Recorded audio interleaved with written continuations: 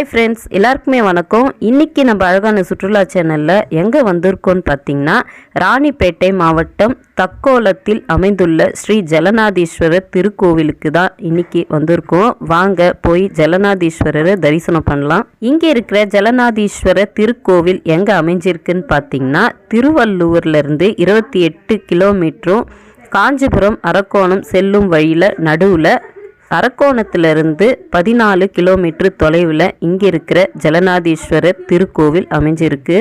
3 அடுக்கு கொண்ட ராஜகோபுரம். என்ட்ரன்ஸ்லேயே பார்த்தீங்கன்னா இந்த சைடு விநாயகரும் இந்த சைடு முருகப்பெருமாளும் அமைஞ்சிருக்காங்க. மிகவும் பழமையான இந்த கோவில் பார்த்தீங்கன்னா 8ஆம் நூற்றாண்டில் பல்லவர்களால் கட்டப்பட்டது. இந்த கோவில் என்ட்ரன்ஸில் பார்க்கும்போது சின்ன கோவிலாக இருந்தாலும் உள்ள நுழைஞ்ச உடனே பார்த்தீங்கன்னா மிக பெரிய கோவிலா இந்த கோவில் அமைஞ்சிருக்கு. இந்த கோவிலில் பார்த்தீங்கன்னா திருஞான சம்பந்தரால் தேவார பாடல் பெற்ற தொண்டை நாட்டு திருத்தலங்களில் 12வது திருத்தலமாக இந்த கோவில் அமைஞ்சிருக்கு.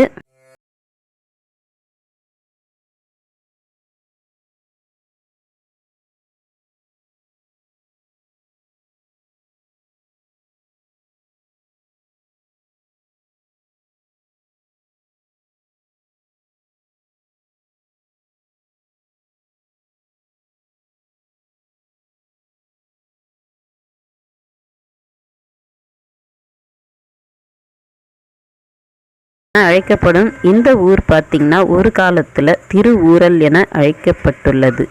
இங்கே இருக்கிற ஜலநாதீஸ்வரர் மூலவர் பார்த்தீங்கன்னா தீண்டா திருமேனியாக அமைஞ்சிருக்காரு. ஏன்னு பார்த்தீங்கன்னா அம்பாள் இங்கே இருக்கிற ஈசனை தீண்டி பூஜித்ததால் இப்போவும் பார்த்தீங்கன்னா இங்கே இருக்கிற மூலவருக்கு அபிஷேகம்ன்றது தொட்டு எதுவுமே இங்கே வழிபடுறதில்லை. அழகான 3 அடுக்கு கொண்ட ராஜகோபுரம். உள்ள நுழைஞ்ச உடனே பார்த்தீங்கன்னா வலம்பூரி விநாயகர் சன்னதி அமைஞ்சிருக்கு. இங்கே இருக்கிற கோவிலுக்குள்ள தீண்டா திருமேனியா அமைந்திருக்கிற ஜலநாதீஸ்வரருடைய வரலாற்று கதையை இப்போ நம்ம பார்க்கலாம். அம்மனுக்கு பார்த்தீங்கன்னா பல அவதாரங்கள். அதில் ஒரு அவதாரமான தக்ஷனுக்கு மகளாக பிறந்த தாக்ஷாயினி என்ற ஒரு அவதாரம் எடுத்து ஈசனை திருமணம் செஞ்சுக்கிறாங்க. இதை கண்டதும் கோபம் அடைஞ்ச தக்ஷன் பார்த்தீங்கன்னா ஈசனுக்கு எதிர்த்து ஒரு வேள்வியை நடத்துகிறாரு. தனது தந்தை நடத்துகிற வேள்வியால் சிவபெருமாளுக்கு கோபம் அதிகரிக்குது. அதை தணிக்க தாக்ஷாயினி தன் கையாலேயே மண்ணால் சிவலிங்கத்தை உருவாக்கி வழிபடுறாங்க. அம்மனை சோதிக்க இறைவன் ஜலத்தை உருவாக்குறாரு. இதை கண்ட தாக்ஷாயினி பார்த்தீங்கன்னா ஜலத்தால் பிடிச்ச சிவலிங்கம் கரைஞ்சி போயிடும் சொல்லிட்டு தனது கையாலே கட்டி அணைச்சிக்கிறாங்க. கட்டி அணைச்ச தாக்ஷாயினிக்கு சிவபெருமாள் அற்புதமான காட்சி அளிக்கிறாரு. அதனால தான் இங்கே இருக்கிற திருக்கோவிலில் மூலவர் பெயர் ஜலநாதீஸ்வரர் பேர் அமைஞ்சிருக்கு. இங்கே இருக்கிற மூலவர் சிவபெருமாளுடைய பெயர் ஜலநாதீஸ்வரர் உமாபதீஸ்வரர். அம்பாளுடைய பெயர் கிரிராஜ கன்னிகை உமையம்மை என அற்புதமாக இங்கே அமர்ந்து நம்மளுக்கு காட்சியளிக்கிறாங்க. இந்த கோவிலில் பார்த்தீங்கன்னா ராஜகோபுரம் மேற்கே இருந்தாலும் உள்ள நுழைஞ்சி பின்புறமாக கிழக்கு நோக்கி பலிப்பிடமும் கொடிமரமும் நந்தியும் சிவபெருமாளும் அமர்ந்திருக்காங்க. இங்கே இருக்கிற கோவிலோட தீர்த்தம் பெயர் பார்த்தீங்கன்னா பார்வதி தீர்த்தம், சத்திய கங்கை தீர்த்தம், கொசஸ்தலை ஆற்று இந்த கோவிலோட புனித தீர்த்தம். இங்கே இருக்கிற கோவிலோட ஸ்தல விருட்சம் பார்த்தீங்கன்னா பொட்டு மரம் என அழைக்கப்படும் தக்கோல மரம். இங்கே இருக்கிற தக்கோலத்துக்கு இன்னொரு பெயர் திருவூரல் என அழைக்கப்படுது. ஏன்னு பார்த்தீங்கன்னா இங்கே இருக்கிற அம்பிகை ஐயனுக்கு பூஜை செய்யும் போது ஜலம் ஊறி வந்ததால இந்த ஊருக்கு திருவூரல் என பெயரும் அமைந்திருக்கு. நாம் இன்னைக்கு கோவிலுக்கு வந்த நாள் பார்த்தீங்கன்னா பிரதோஷம். அதனால இங்கே பார்த்தீங்கன்னா சிவபெருமானுக்கும் நந்தீஸ்வரருக்கும் இங்கே பிரதோஷ வழிபாடுகள் நடந்துட்டு இருக்கு. நம்மளும் அதில் கலந்துக்கிட்டு சிவபெருமாளை தரிசனம் பண்ணிட்டு இருந்தோம்.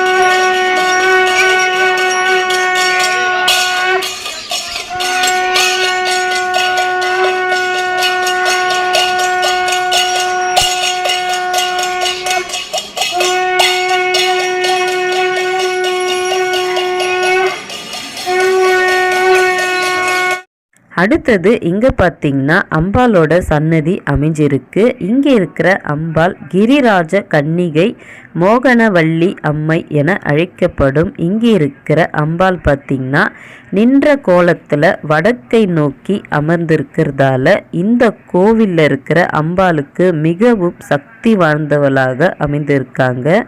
அம்மனுடைய சன்னதிக்கு உள்ள நுழைஞ்ச உடனே பார்த்தீங்கன்னா பலிபீடமும் சிங்க வாகனமும் அமைஞ்சிருக்கு. இங்க இருக்கிற அம்மனுக்கு கிரிராஜ கன்னிகையின் பேர் அமைஞ்சிருக்கு. எதனால பார்த்தீங்கன்னா இங்க இருக்கிற அம்பாள் ஐயனுக்கு கன்னியாவே இருந்து பூஜித்ததால அம்பாளுக்கு இந்த திருநாமம் அமைஞ்சிருக்கு. இன்னைக்கு வரைக்கும் பார்த்தீங்கன்னா அம்மனுக்கு தான் முதல்ல அபிஷேகம் ஆராதனை, அதுக்கப்புறம் தான் ஐயனுக்கு பூஜைகள் நடைபெறுது இந்த கோவில்ல.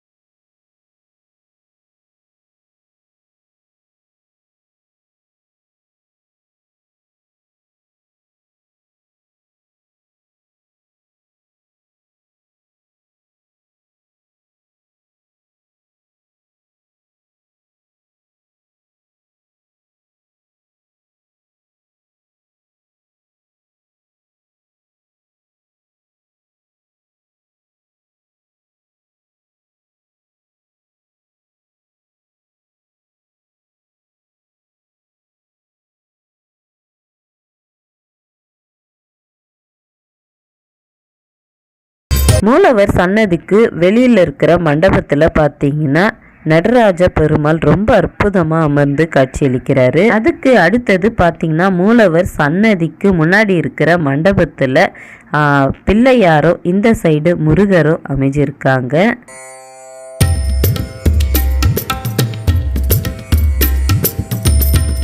மூலவர் சன்னதிக்கு உள் சுற்று பிரகாரத்தில் என்ட்ரன்ஸில் பார்த்தீங்கன்னா இந்த பக்கம் சூரிய பகவானும் இந்த பக்கம் சந்திர பகவானும் ரொம்ப அற்புதமான நின்ற கோலத்தில் காட்சியளிக்கிறாங்க.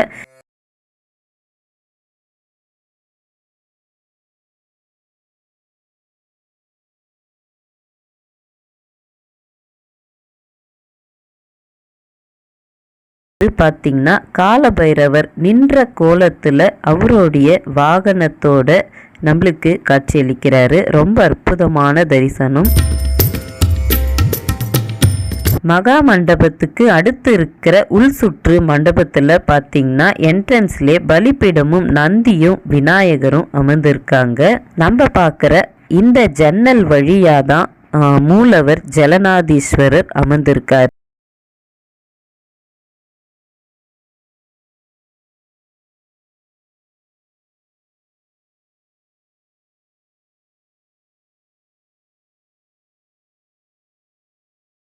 நம்ம கருவறைக்கு உள்ள இருக்கிற ஜலநாதீஸ்வரரை தரிசனம் பண்ணிட்டு வந்துடலாம்.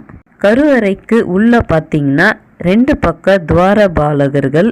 கருவறையில் இருக்கிற ஜலநாதீஸ்வரர் அவ்வளோ அற்புதமான தரிசனம். மண்ணாலே பிடிச்சு வச்ச மாதிரி ஒரு அற்புதமான கோலத்தில் அமைந்திருக்காரு. ரொம்ப அற்புதமான காட்சி. ஐயனை தரிசிக்க கோடி கண்களும் பத்தாதுன்னு தான் சொல்லணும். அதுக்கு அடுத்தது பார்த்தீங்கன்னா சப்த கன்னிகளான பிராமினி, மகேஸ்வரி, கௌமாரி, வைஷ்ணவி, வராகி, இந்திராணி, சாமுண்டி அமைஞ்சிருக்காங்க.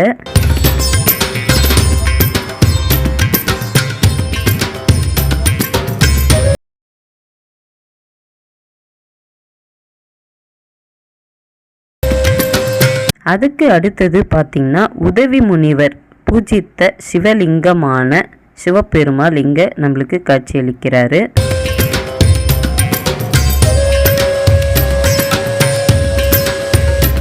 அதுக்கு அடுத்தது பார்த்தீங்கன்னா நால்வரான அப்பர், சுந்தர், மாணிக்கவாசகர், திருஞான சம்பந்தர் நம்மளுக்கு காட்சியளிக்கிறாங்க. நால்வருடைய சிற்பங்களுக்கு எதிர்த்தாப்புலே பார்த்தீங்கன்னா ஒரு அற்புதமான சிவலிங்கம் அமைஞ்சிருக்கு.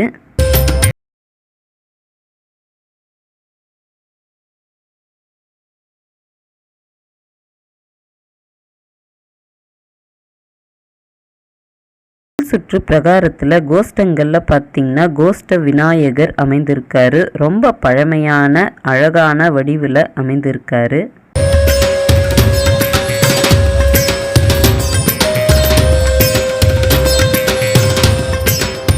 அடுத்தது நம்ம பார்க்க போகிறது தான் வேறு எங்கேயும் காண கிடைக்காத இங்கே இருக்கிற தட்சிணாமூர்த்தியோட திருவடிவம். தட்சிணாமூர்த்தி பரிகார ஸ்தலங்களில் முக்கியமான திருத்தலங்களில் இதுவும் ஒன்று. எல்லா கோவில்லையும் பார்த்திங்கன்னா தட்சிணாமூர்த்தி ஒரு கால் மேலேயும் ஒரு கால் கீழே வச்சு தான் அமர்ந்திருப்பார். இந்த கோவிலில் பார்த்திங்கன்னா உட்கணி ஆசனத்தோட அமர்ந்து நம்மளுடைய குறைகளை கேட்குற மாதிரி தலையை ஒரு பக்கம் சாய்ச்ச மாதிரி இங்கே ரொம்ப அற்புதமாக அமர்ந்து நம்மளுக்கு காட்சியளிக்கிறாரு.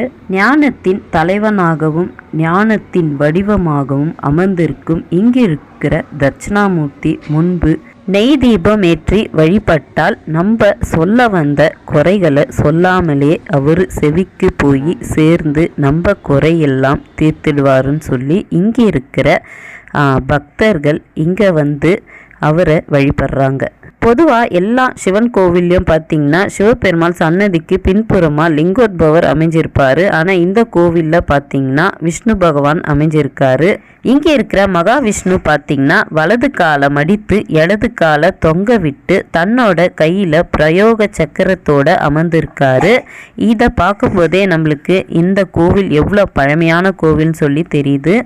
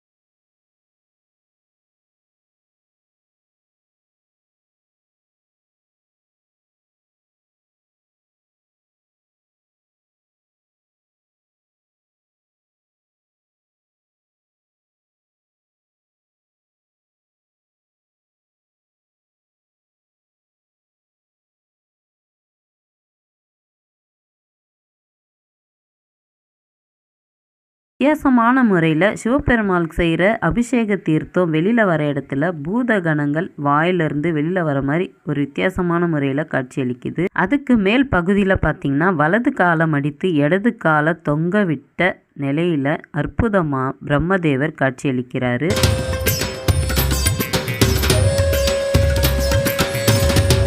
அதுக்கு அடுத்தது பார்த்திங்கன்னா ரொம்ப அற்புதமான வடிவில் விஷ்ணு துர்கை அமர்ந்திருக்காங்க. இங்கே பார்த்திங்கன்னா 4 கரங்களோட சதுர்புஜை துர்கை நின்ற கோலத்தில் நம்மளுக்கு அற்புதமான முறையில் காட்சியளிக்கிறாங்க. இதுவும் இந்த கோவிலோட தனி சிறப்பு. கோவிலோட கருவறையை சுற்றி வந்துட்டோம். இங்கே பார்த்திங்கன்னா முடிவில் என்ட்ரன்ஸில் பார்த்திங்கன்னா இங்கே ஒரு சிவலிங்கம் அமைஞ்சிருக்கு.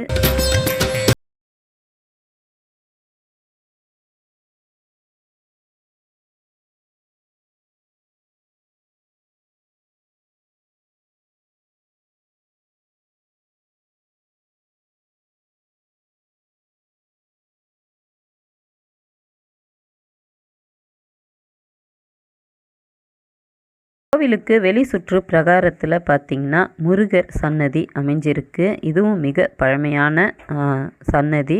இங்கே இருக்கிற கோவிலோட தூண்கள் பார்த்திங்கன்னா விஜயநகர அரசு காலத்தில் கட்டின தூண்கள் போல தெரியுது. இங்கே இருக்கிற முருகப்பெருமாள் வள்ளி தேவியானுடன் ரொம்ப அற்புதமாக காட்சியளிக்கிறாரு.